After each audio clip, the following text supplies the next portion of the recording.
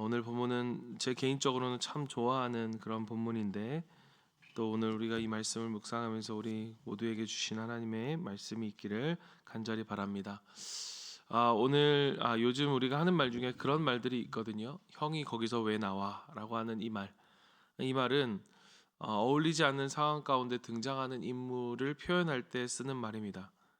예수님을 그렇게도 비난하던 바리새인의 집에 계신 것도 그렇고, 그리고 그 바리새인의 집에 지금 죄인으로 취급받던 여인이 등장하는 것도 다 사실 왜 거기서 당신이 나와라고 할 만큼 이 의외의 상황들이 펼쳐지고 있습니다.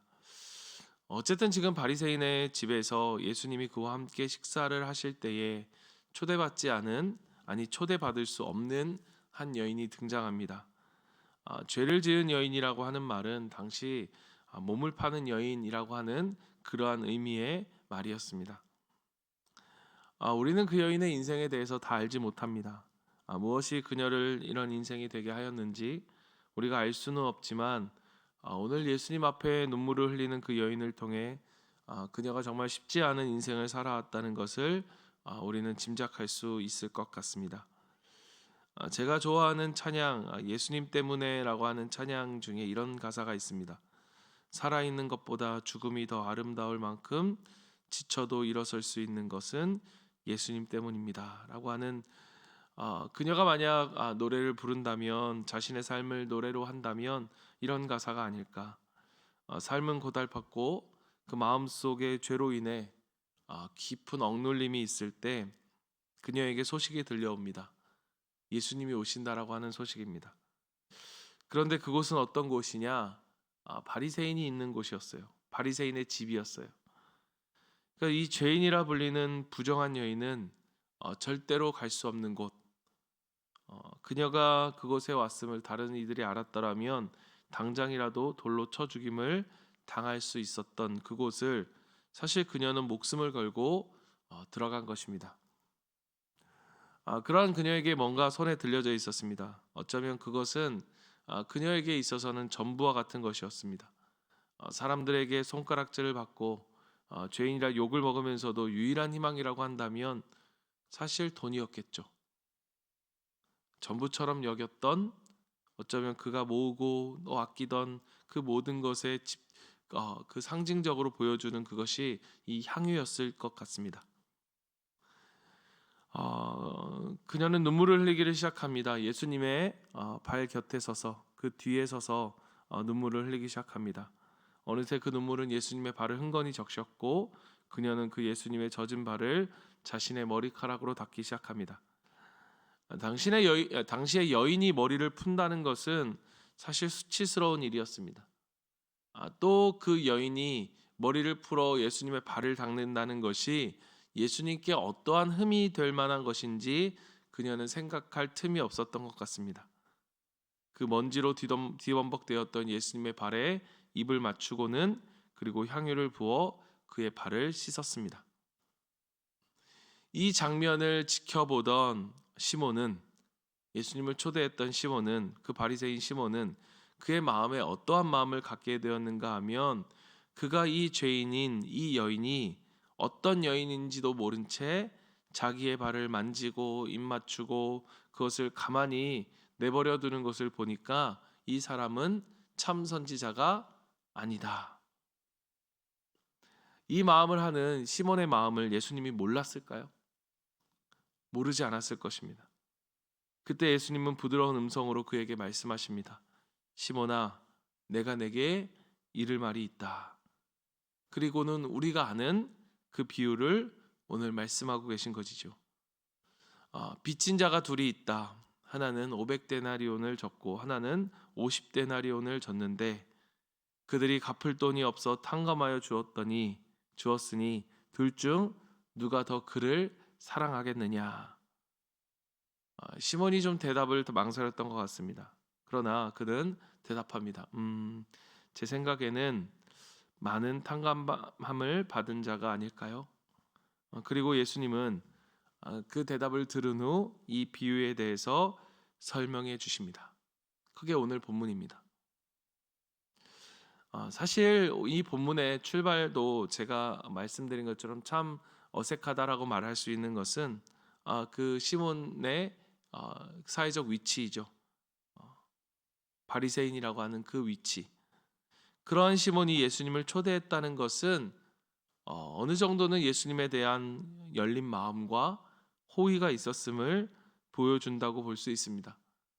그러니까 종교적으로도 사회적으로도 인정을 받으며 존경받는 그러한 위치에 있었던 바리새인이 하찮은 목수 청년을 초청하여서 그의 말씀을 듣고자 했다면 분명 다른 바리새인들보다는 다르게 조금 더 겸손함이 있었을 것입니다. 그러나 여러분, 딱 시몬은 거기까지였습니다. 오늘 본문에 보는 것처럼 그는 당연히 당시에 손님으로 오는 자에게 해야 할 것, 즉 예수님을 온 마음으로 사랑하여 발 씻을 물을 줄 마음도 없었고 그의 뺨에 입맞춤을 할 마음도 없었고, 당시에 그들이 밥을 먹을 때 이렇게 비스듬히 누워서 밥을 먹었기 때문에 머리에 향유를 머리카락에 이렇게 묻혀주는 것이 그들의 손님을 향한 예의였는데, 그러한 것을 그의 머리에 향유를 부어드릴 마음까지는 그에게는 없었던 것입니다. 그러나 죄인이었고 사람들의 손가락질을 받던 이 여인은 예수님을 통해 하나님을 알게 되었던 것 같아요. 자신의 죄를 깨달았고 그 큰 죄를 용서받았다는 그 감격이 그녀에게는 있었습니다. 아무도 나를 받아주지 않았지만 나를 안아주고 나를 받아준 유일한 사람, 유일한 사랑. 그 사랑에 그는 하나님의 사랑 안에서 한 번도 경험해보지 못한 평안과 자유를 경험한 것입니다. 그래서 너무나 감격스러워 그는 자신의 전부였던 가장 소중한 그 향유를 아끼지 않을 정도로 그는 감사했고 감격했고 감동했습니다. 그녀는 지금 예수님이 비유로 말씀하신 더 빚진 자였습니다. 우리는 사실 이 말씀을 묵상하면서 저도 처음에 그랬지만 우리는 이 여인에게 주목합니다. 그러나 여러분, 사실 이 이야기의 주인공은 이 여인이 아닙니다. 여러분, 누구일까요? 지금 예수님의 초점, 이 비유 속의 초점은 여러분 여인에게 있지 않습니다. 바로 그 여인을 바라보며 그것을 보고 계시는 예수님을 바라보며 그의 마음속에 이 사람은 선지자가 아니야 라고 생각했던 그 바리새인 시몬에게 예수님의 마음은 그에게 있었습니다. 지금 예수님은 시몬이 바로 지금 이 여인이 깨달았던 그 예수님의 사랑을 그 시몬도 알기를 원하셨던 것입니다. 예수님의 말씀에 감동을 받고 저 사람 참 설교가 좋다. 참 설교가 감동적이네. 그래서 자기의 지위와 소유 그리고 전통과 관습에 익숙해져서 그러나 저 죄인과는 구별되어야 한다고 생각했던 이 시몬, 그러니까 이 여인이 가졌던 감격과 감사와 그 사랑의 반응을 전혀 보이지 못하는 이 시몬을 향해 예수님은 안타까운 마음으로 시몬아 내게 이를 말이 있다라고 말씀하고 계신 것입니다. 여러분, 예수님은 지금 촛대를 받았지만 사실 푸대접을 받고 있잖아요. 이 푸대접을 받으시면서까지 예수님이 이 시몬의 집에 오신 이유가 과연 무엇일까? 은혜를 온전히 알지 못하고 자기 의로 가득한 시몬.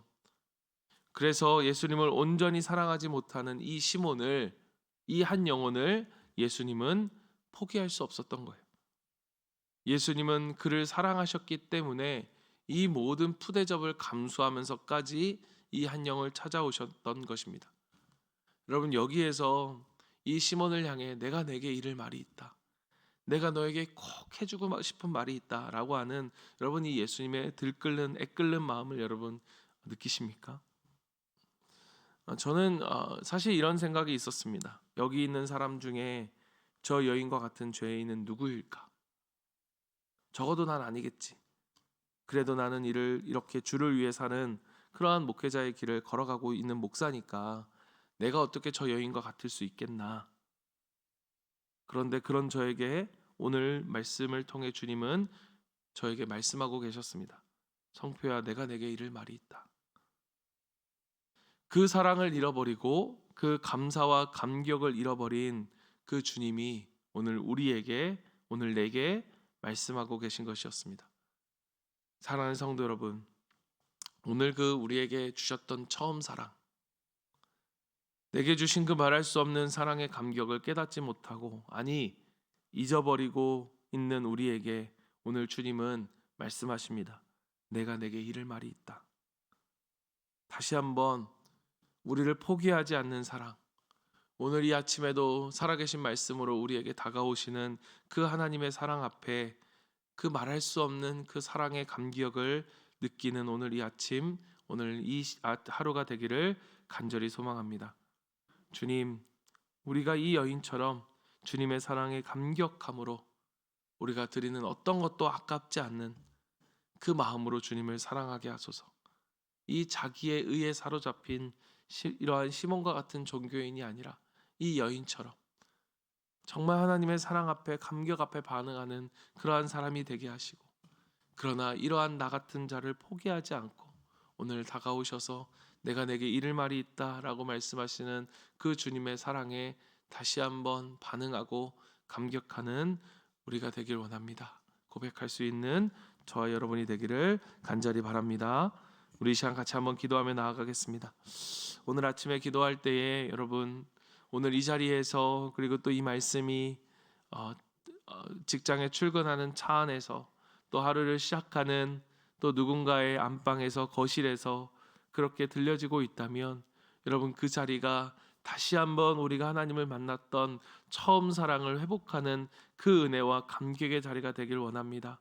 하나님, 우리에게 은혜를 주셔서 하나님, 정말로 탕감받을 수 없는 죄를 탕감받은 하나님 아버지, 그 놀라운 사랑을 입은 우리임을 기억하게 하시고 그 은혜와 사랑의 감격으로 살아가는 우리의 인생이 되도록 아버지께 드리는 것이 아무것도 아깝지 않을 만큼 하나님 아버지, 그러한 사랑의 감격으로 살아가는 우리 인생이 되게 해달라고 여러분, 이 시간 우리가 간절히 기도하고 또 주님을 깊이 생각하며 이 시간 그 사랑의 고백을 주님 앞에 드리길 원하고요.